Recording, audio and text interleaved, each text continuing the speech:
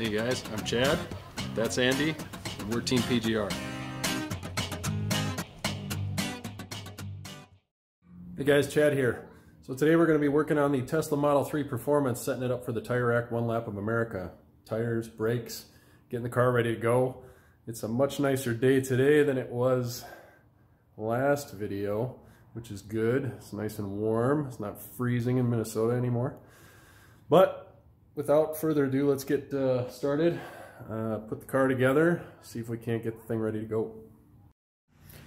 Okay, so as we told you before, we're running the car in the alternative fuel class. That kind of goes without saying. We're also running the car in the stock touring class or stock sedan class. And basically the rules for the stock class on the Tire Rack One Lap of America are that you can change wheels, tires of course, and you can change brake quote-unquote material. So we're going to be putting some rotors on, and we got pads. We got the pads and the rotors both from Racing Brake, which is an outfit out of California. Does a really nice job with high performance brakes. Their stuff can handle a lot of heat. We've used it at Road America, we've used it at Laguna Seca, and it's worked really well for us on the RX-7s and the Mazdas. So all that said, the Tesla Model 3 is a rather heavy car.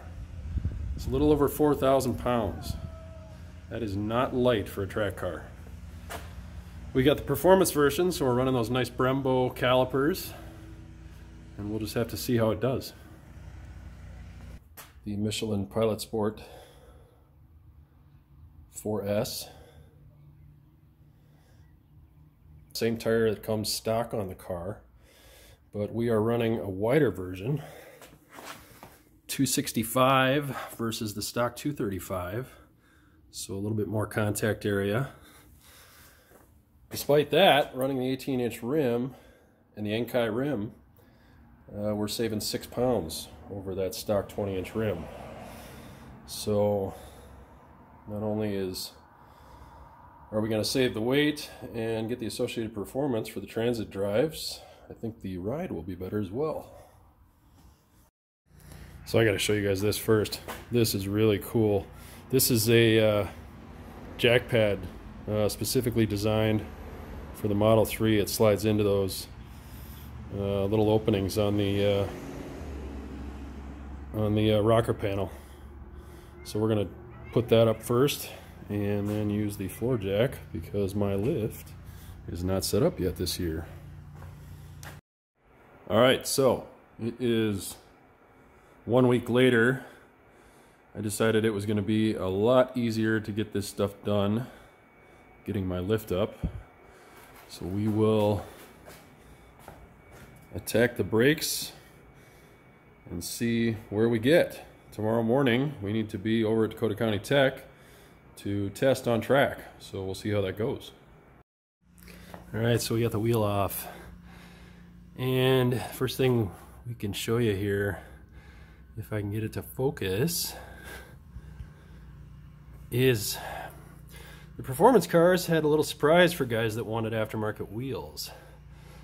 And that's because there's a little lip there, because the performance cars come with a two-piece rotor, which is nice, but that rotor hat is thinner than the standard cars, which leaves a little lip of the hub protruding out, and a lot of wheels that would need to sit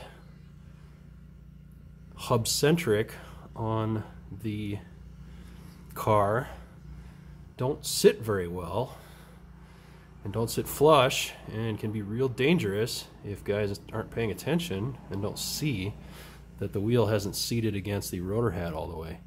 So we're going to see if the rotors from Racing Brake are any different. Not that it matters, we're ready to go. We've got spacers as needed to make the setup work either way. So we'll do that now. So we're going to be putting a racing brake fluid in the car, and the first thing after I pop this access panel off the front is that is the shortest, skinniest, longest, whatever you want to call it, odd-shaped reservoir I have ever seen. There is no height to it whatsoever, so bleeding this could be real interesting. So got the rear wheels off here, rear caliper, brake rotor. Tesla is very interesting because you never quite know what you're going to get. A lot of people, I think, have talked about having these fasteners missing for the fender liners, which is kind of interesting. Maybe they just ran out of the little plastic fender liners. I don't know. Here's the rear brake caliper. It is a beast of a brake caliper. It is huge. It is the biggest rear brake caliper I've seen. It's got the electronic brakes. So the first thing we're going to do is put the car in tow mode and then disconnect the little rubber electrical connection from the caliper, so after 20 minutes it doesn't park itself again and make it impossible to get the caliper off the rotor. So now we gotta put the car in tow mode, which is going to be a little bit of a trick because I have to be able to reach the brake pedal and then hit the button on the screen. And then I have 20 minutes, which should be enough, but for me, you never know. 20 minutes to disconnect the electrical and the parking brakes back here. So here we go.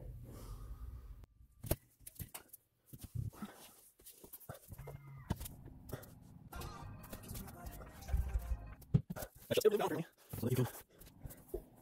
can then hit the parking brake. So we should be free on here. And we're just going to do this. I don't think so. I think we gotta try it again. This is working completely. So we can try this again. Again, putting the car in tow mode, the brakes release, and then pulling the connector for the caliper will allow me to take the caliper off.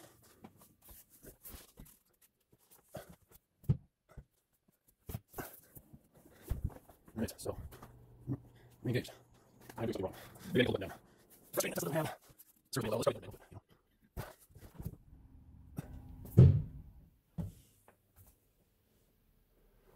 Okay, I heard it release, and there it re-engaged. So what the heck?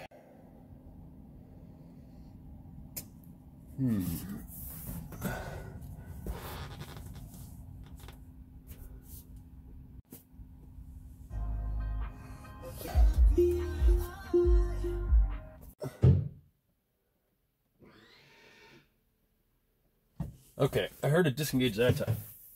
So we hope we got it. I don't know what I was hearing before, something with the motor in the rear, but now we should have, hey, look at that. We have 20 minutes to do a relatively easy job of disconnecting. There we go. All right, one side done. We are putting in a set of these from Racing Brake. Racing Brake is awesome. Their stuff is top notch if you want to track your car. These are their, I don't know what to call it, mild motorsports compound or mild racing compound, which is the XT970 compound. Putting those in the front.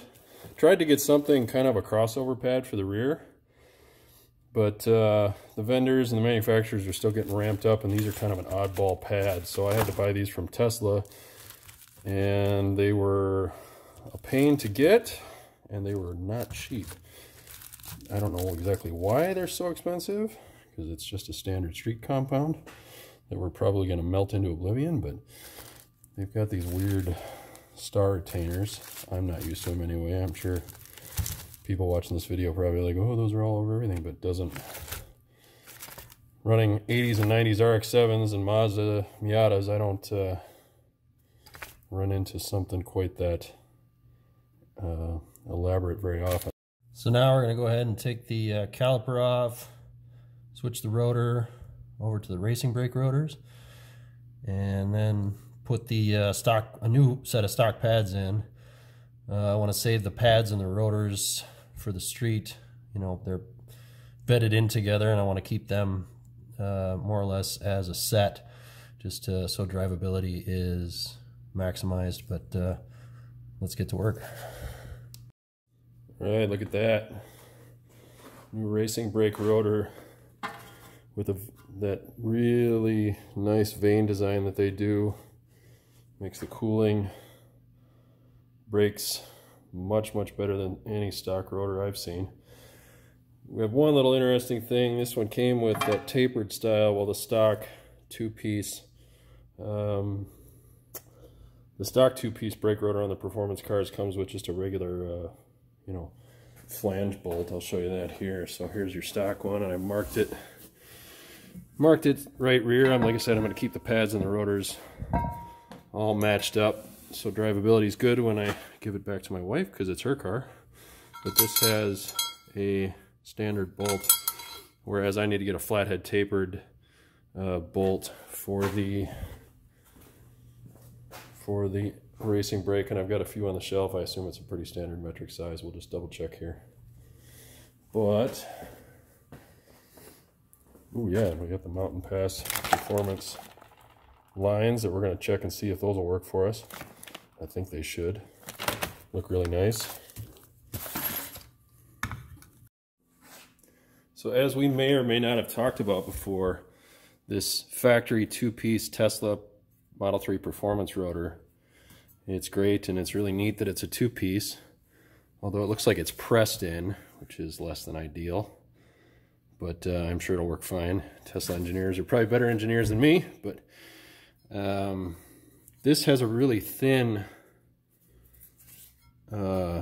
profile to it, and what that's been doing is giving guys that want to run aftermarket wheels a lot of trouble, because there ends up being this lip that sticks out, and you can't see it here because what I found is that the racing brake has a much thicker hat. Now, what's really cool about that is we don't have to run spacers. We don't have to figure out some sort of special machining for the Enkai wheels that we're going to run. They are just going to bolt right up with no problems whatsoever, and we don't have to worry about that little trouble that all the performance guys have had with rear wheels. It's not big trouble. A lot of the wheel manufacturers are selling wheels that are machined, or you can just use a 3mm spacer. All that works fine, but it's better if we just don't have to do any of that. All right, so next challenge. Got the caliper off, resting there. Not putting tension on the brake lines. Not that it matters, we're swapping them anyways. But here's the rear caliper. What's interesting about this is it is a single piston caliper with a huge, thick outer portion, or outer pad rest, whatever the correct term is. I don't know. But we need to retract the piston, and a standard piston retraction tool would need to kind of go through the area right in the middle there in order to spin that in. And I can't find any information online of anybody that's tackled this and documented it yet, nor do I have access to a Tesla service manual. So a couple of ways I've dealt with this in the past is to hook up a 12-volt battery to the leads on the motor and figure out which direction I need to go to back it off. You got to be pretty careful with that, because you're basically doing it with brute electricity, and it doesn't stop when it bottoms out, so you have to be real careful. But the other method would be to try to screw it in from this side, or we maybe will take the motor off on the back side here and see if we can screw it in that way. Not sure which is going to work yet, but we'll take a look. So clearly, as you can see by the PPE, we have run into an issue here, and I'm going to show that to you right now. The new racing brake rotor is glorious as it is in the rear. The fronts went on fine. The fronts went really well. Let me show you those here. Woo! Sexy bling, blingy bling. Very nice. The fronts went on fine, no problems. We got our racing pads in, everything looks good. But the rears have gone a little sideways. What we ran into here is that this annulus of this rotor, meaning the annulus is the kind of the center line between the inner and outer edges of the rotor here, or the area there. The annulus area is pushed out further, and the inner edge of the rotor is quite a bit further out. The problem is the stock Tesla Performance Model 3 brake pads actually end up in here somewhere, where these fancy hangers or fancy hardware are running into them. So I had to grind 10 millimeters of the inner part of the outer pad, or the inner radius part of the outer pad off to get these to fit. I did that on the other side, and I'm having to do it on this side now too. So nothing ever goes perfectly. Clearly we're the first ones to use these rotors, and they need a little bit of tweaking as far as design goes.